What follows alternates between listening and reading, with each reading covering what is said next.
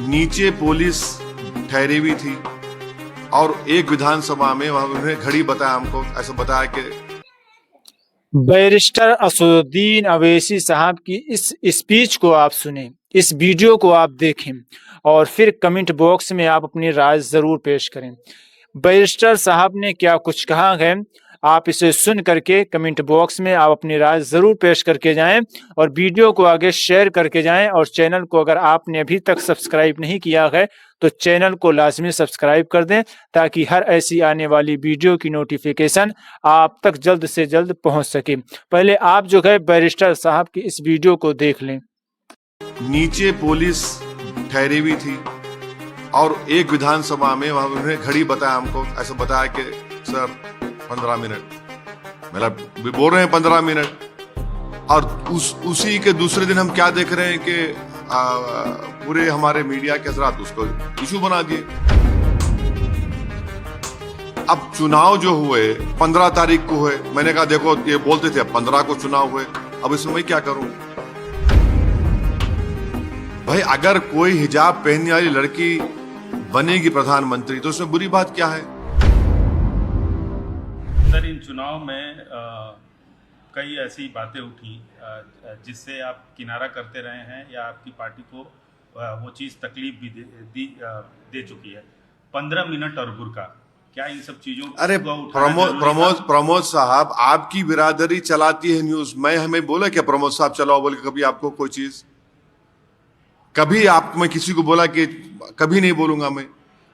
हम अपने विधानसभा चुनाव में नीचे पुलिस ठहरी हुई थी और एक विधानसभा में वहां उन्होंने घड़ी बताया, हमको ऐसा बताया कि सर 15 मिनट, मतलब बोल रहे हैं 15 मिनट। और उसी के दूसरे दिन हम क्या देख रहे हैं कि पूरे हमारे मीडिया के हजरात उसको इशू बना दिए। अब चुनाव जो हुए 15 तारीख को हुए, मैंने कहा देखो ये बोलते थे 15 को चुनाव हुए, अब इसमें मैं क्या करूं? बुरखे की बात आप कर रहे हैं, कौन इशू बनाया? ये तो देवेंद्र फडणवीस बनाए, उन्होंने कहना शुरू कर दिया, मैं तो बोला ही नहीं।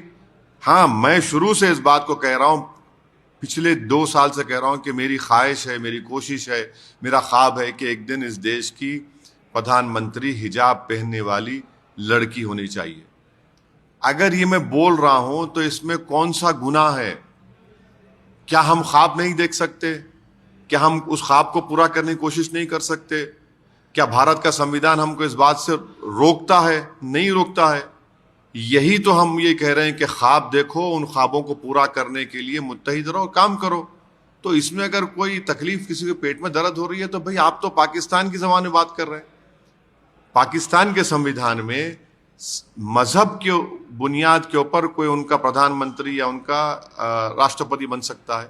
हमारा संविधान जिसको बाबा साहब अम्बेडकर ने बनाया, कोई बन सकता है अगर उसकी उम्र हो और वो मेंटल ना हो, अनसाउंड माइंड का ना हो, तो बिल्कुल है। क्या है इसमें बुरी बात क्या है? आपको नहीं लगता कि आपके इस बयान के बाद कुछ हिंदुस्तान में इस्लाम के पैरोकार और ठेकेदार या फिर कहें जिनकी आप भी कहीं ना कहीं इज्जत करते हैं, वो लोग बुरा माने होंगे?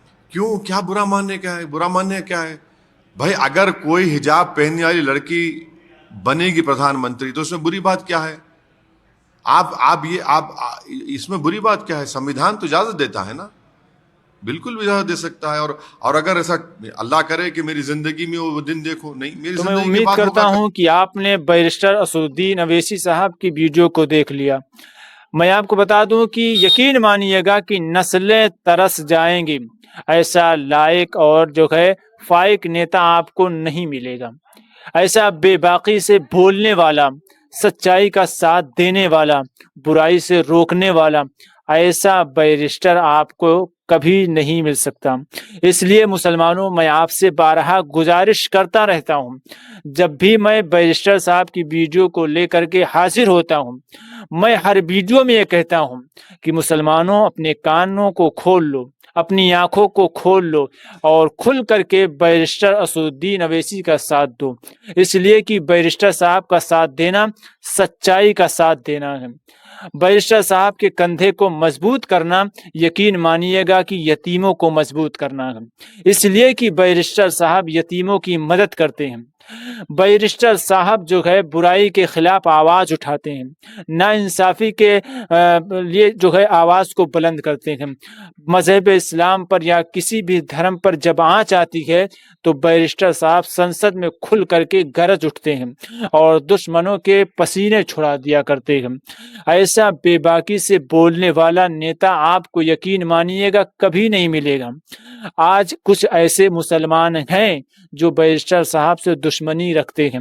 मेरे भाई, उन्हें सोचना चाहिए, उन्हें समझना चाहिए, और जो आज जो है अलग अलग पार्टियों के गुलाम बने हुए हैं उन्हें खुद समझना चाहिए कि जब मजहब इस्लाम की बुराई होती है, कुरान की मुखालिफत की जाती है, शान मुस्तफ़ा में बेअदबी और गुस्ताखी की जाती है, कौन ऐसा नेता है जो बोलता है?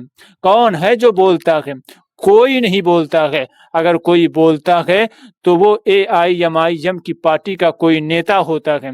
जिस तरीके से जो है नबी पाक सल्लल्लाहु अलैहि वसल्लम की शान में गुस्ताखी की गई तो महाराष्ट्र से इम्तियाज जलील साहब आगे बढ़ करके हिस्सा लिए और जो है नबी के गुस्ताखों को, दुश्मनों को मुंह तोड़ जवाब दिया और बता दिया कि तुम जान मांगोगे तो जान देंगे, तुम माल मांगोगे तो माल देंगे, मगर ये हमसे न हो सकेगा, नबी का जाहो जलाल देंगे।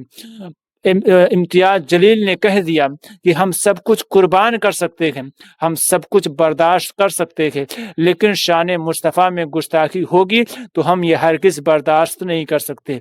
मेरे भाई, इसलिए मैं आपसे खुल करके कहता हूँ कि बैरिस्टर साहब का साथ दो, पार्टी को मजबूत करो। ये पार्टी इंसाफ की पार्टी है, ये पार्टी मजलूमों की पार्टी है, ये पार्टी गरीबों की पार्टी है, ये गरीबों के लिए आवाज़ उठाती है, यतीमों के लिए आवाज़ उठाती है, ये इंसाफ की पार्टी है।